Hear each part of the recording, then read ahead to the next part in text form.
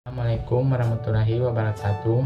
Perkenalkan, nama saya Alfian Suhaibah dengan NIM 22115126, mahasiswa dari Universitas Ihsan Gorontalo Utara. Pada kesempatan kali ini saya akan membahas salah satu metode dalam teknik riset operasional yang sangat penting dan sering digunakan dalam dunia logistik dan manajemen rantai pasok, yaitu metode transportasi. Jadi, metode transportasi adalah teknik kuantitatif dalam riset operasional yang digunakan untuk menentukan cara terbaik dalam mengalokasikan dan mendistribusikan barang dari beberapa sumber ke beberapa tujuan. Teknik ini bertujuan untuk meminimalkan total biaya transportasi sambil memenuhi permintaan di setiap tujuan dan memastikan kapasitas yang tersedia di setiap sumber tidak terlampaui. Metode ini sangat berguna dalam situasi di mana barang atau jasa harus didistribusikan secara efisien dari berbagai lokasi asal atau sumber ke berbagai lokasi tujuan atau demand points.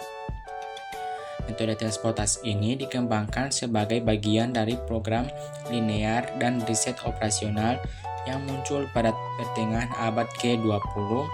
Ilmu ini berkembang pesat selama Perang Dunia II, ketika militer memerlukan cara untuk mengoptimalkan pengiriman, persediaan, dan peralatan.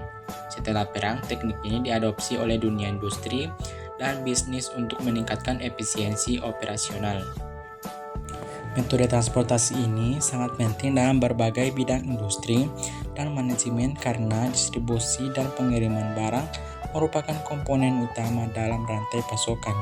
Dengan menggunakan metode ini, perusahaan dapat mengurangi biaya logistik, meningkatkan efisiensi distribusi, meningkatkan pelayanan kepada pelanggan dengan pengiriman tepat waktu, dan juga mengoptimalkan penggunaan sumber daya. Metode transportasi ini memiliki beberapa manfaat, diantaranya yang pertama yaitu menghemat biaya dengan cara mengidentifikasi cara paling hemat biaya untuk mendistribusikan produk. Yang kedua yaitu meningkatkan efisiensi operasional dengan cara mengoptimalkan penggunaan sumber daya yang ada dan mengurangi waktu pengiriman. Yang ketiga, menjaga kualitas layanan, yaitu memastikan bahwa permintaan pelanggan dipenuhi secara tepat waktu dan efisien. Dan yang terakhir yaitu mengambil keputusan berdasarkan data, yaitu menggunakan pendekatan kuantitatif untuk membuat keputusan yang lebih baik dalam manajemen logistik dan distribusi. Terdapat beberapa komponen utama dalam metode transportasi. Yang pertama yaitu sumber atau source, yaitu lokasi yang menyediakan barang atau produk yang akan didistribusikan. Setiap sumber memiliki kapasitas tertentu yang menunjukkan jumlah maksimum barang yang bisa disediakan. Sumber adalah titik asal dari mana barang atau produk dikirimkan. Sumber ini bisa berupa pabrik, gudang, atau pusat distribusi. Setiap sumber memiliki kapasitas tertentu yang menentukan jumlah maksimum barang yang bisa dikirim. Yang kedua ada tujuan atau destination, yaitu lokasi yang membutuhkan barang atau produk. Setiap tujuan memiliki kebutuhan tertentu yang harus dipenuhi. Tujuan adalah titik akhir di mana barang atau produk diterima. Tujuan ini bisa berupa toko, pusat distribusi, atau pelanggan akhir. Setiap tujuan memiliki kebutuhan tertentu yang harus dipenuhi. Yang ketiga ada biaya transportasi atau transportation cost, yaitu biaya yang dikeluarkan untuk mengirim satu unit barang dari satu sumber ke tujuan. Biaya ini biasanya bervariasi tergantung pada jarak dan cara pengiriman. Biaya transportasi adalah biaya yang dikeluarkan untuk mengirim satu unit barang dari sumber ke tujuan. Biaya ini dapat bervariasi tergantung pada beberapa faktor, termasuk jarak antara sumber dan tujuan, metode pengiriman seperti darat atau laut atau udara, dan kondisi jalan atau infrastruktur. Yang keempat ada kapasitas sumber atau supply capacity, adalah jumlah barang maksimum yang bisa dikirim dari setiap sumber.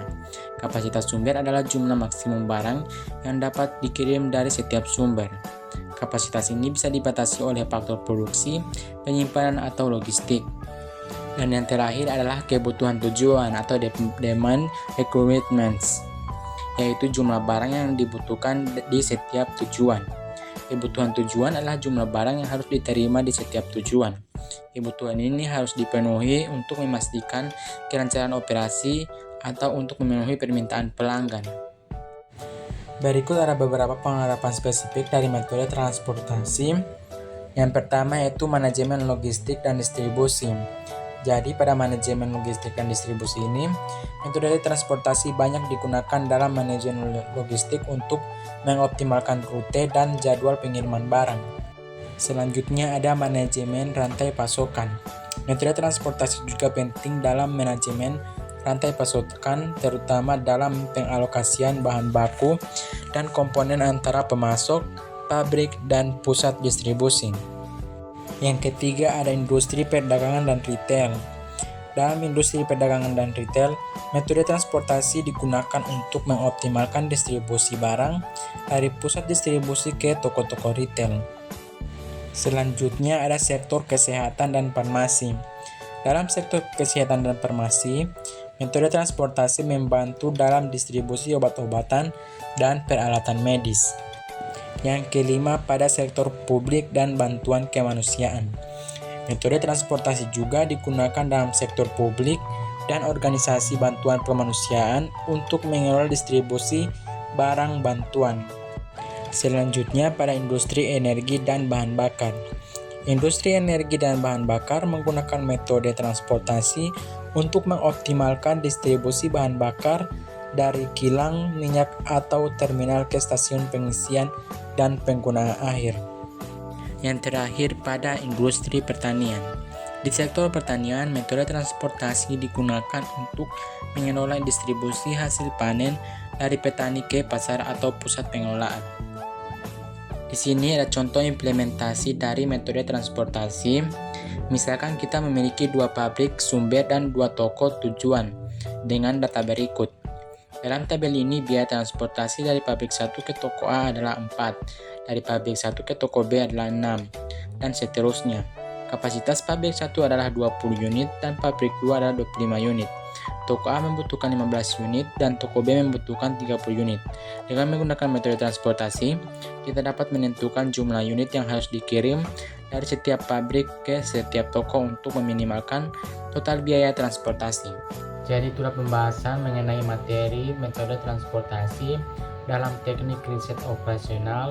Lebih dan kurangnya saya mohon maaf. Wassalamualaikum warahmatullahi wabarakatuh.